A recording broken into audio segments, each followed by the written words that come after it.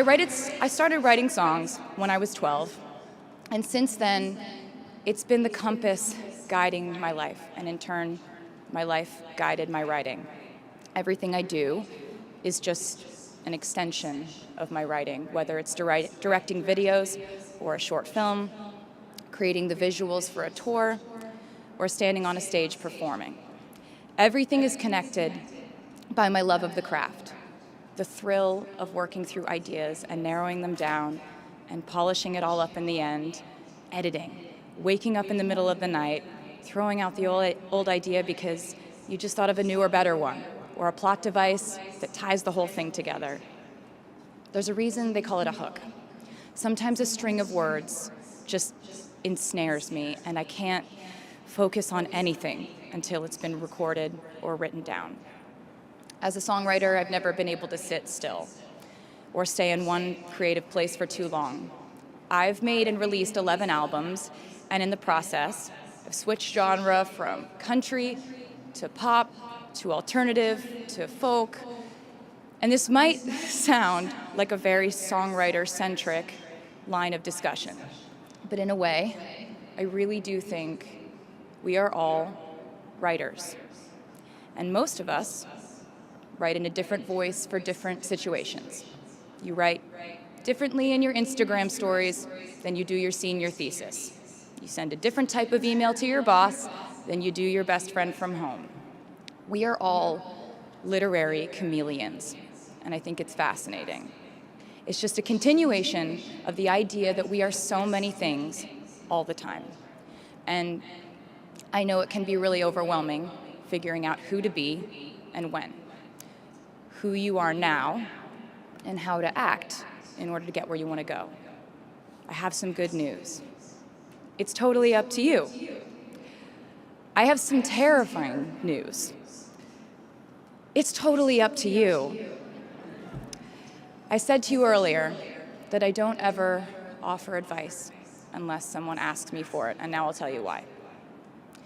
As a person who started my very public career at the age of 15, it came with a price. And that price was years of unsolicited advice.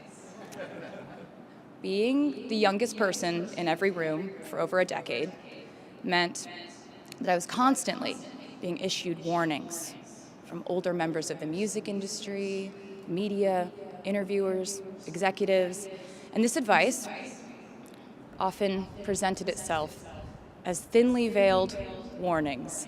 See, I was a teenager at a time when our society was absolutely obsessed with the idea of having perfect young female role models. It felt like every interview I did included slight barbs by the interviewer about me one day running off the rails. And that meant a different thing to every person who said it to me. So I became a young adult while being fed the message that if I didn't make any mistakes, all the children of America would grow up to be perfect angels. However, if I did slip up, the entire earth would fall off its axis, and it would be entirely my fault, and I would go to pop star jail forever and ever. It was all centered around the idea that mistakes equal failure, and ultimately, the loss of any chance at a happy or rewarding life. This has not been my experience.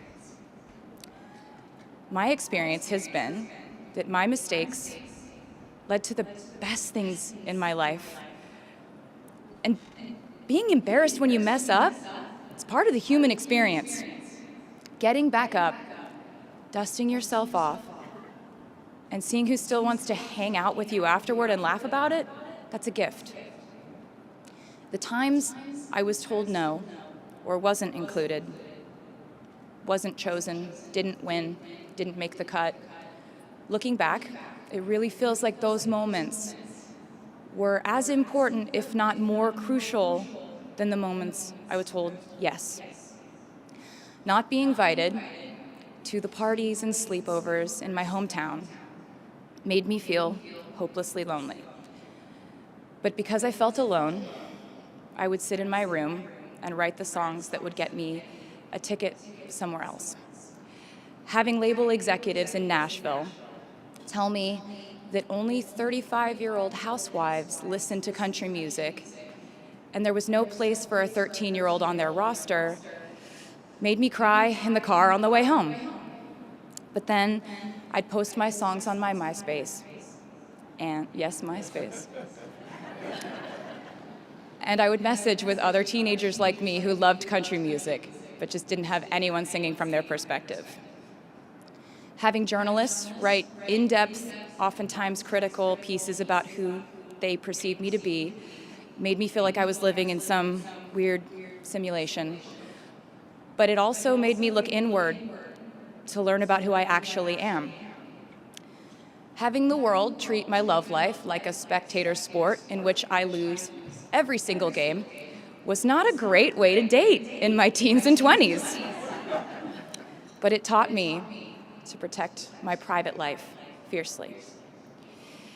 Being publicly humiliated over and over again at a young age was excruciatingly painful, but it forced me to devalue the ridiculous notion of minute-by-minute, ever-fluctuating social relevance and likability.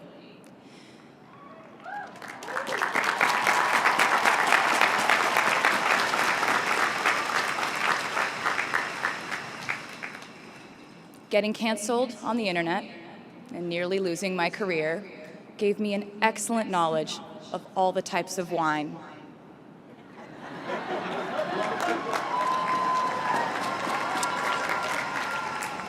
I know I sound like a consummate optimist, but I'm really not. I lose perspective all the time. Sometimes everything just feels completely pointless. I know the pressure of living your life through the lens of perfectionism. And I know that I'm talking to a group of perfectionists because you are here today graduating from NYU.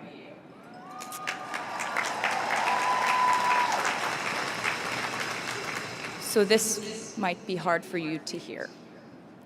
In your life, you will inevitably misspeak, trust the wrong person, underreact, overreact, hurt the people who didn't deserve it, overthink, not think at all, self-sabotage, create a reality where only your experience exists, ruin perfectly good moments for yourself and others, deny any wrongdoing, not take the steps to make it right, feel very guilty, let the guilt eat at you, hit rock bottom, finally address the pain you caused, try to do better next time, rinse, repeat.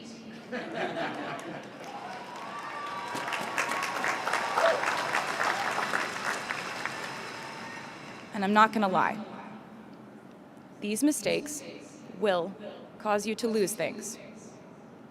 I'm trying to tell you that losing things doesn't just mean losing. A lot of the time, when we lose things, we gain things too. Now you leave the structure and framework of school and chart your own path. Every choice you make leads to the next choice, which leads to the next, and I know it's hard to know which path to take.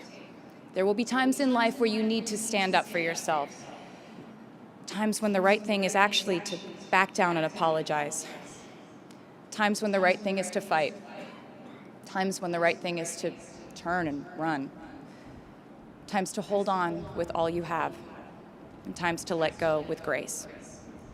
Sometimes the right thing to do is to throw out the old schools of thought in the name of progress and reform. Sometimes the right thing to do is to sit and listen to the wisdom of those who have come before us. How will you know what the right choice is in these crucial moments? You won't.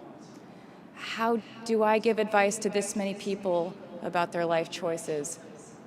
I won't. The scary news is you're on your own now. But the cool news is you're on your own now.